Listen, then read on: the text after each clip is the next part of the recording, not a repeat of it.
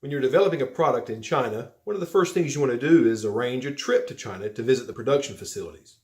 You want to go there and observe as many things as you can, to ask a lot of questions, to see the manufacturing processes, and be sure you do so with adequate time.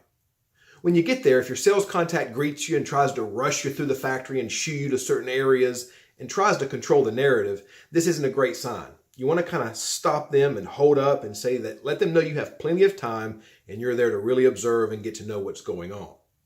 If they don't want you to go down certain hallways or see certain areas, try to find out why. When you get to the factory, you want to observe if it's a clean facility, if it's well organized, if the factory bathrooms are clean. This gives you an indication of how they're going to handle and care for your product. Observe markings on the factory floor. Are things clearly marked? Are there warning posters up? Are there instructions in the work areas? This is important. It'll give you a sign of the factory's professionalism. Are workstations well organized, and are they in lines or are they in islands? Islands, not so good. How about the boss of the facility?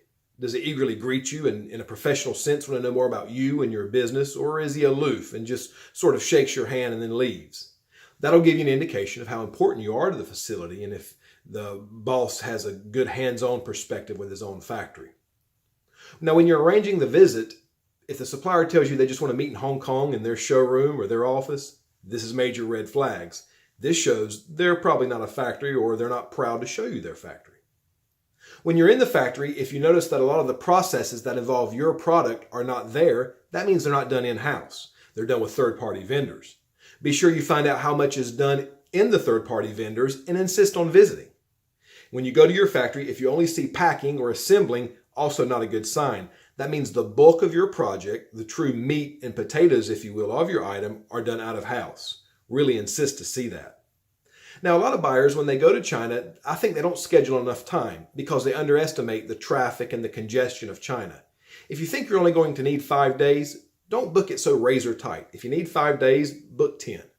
If you have extra time to see the factory, that's a good thing. Go back in the factory twice, ask more questions, or spend time just enjoying China. Remember, the reason you want to go to China is to observe all you can and have strong mental pictures and fact-finding evidences of the factory. That way, when you return to your home, you have a visual of what you've seen and you know how to more educatedly and precisely discuss your own manufacturing. On a last note, don't let the factory book everything for you. Don't let them book the hotel and expect them to be your travel agent. Then you'll be beholden to them before the mass production even starts. And they'll remind you about this.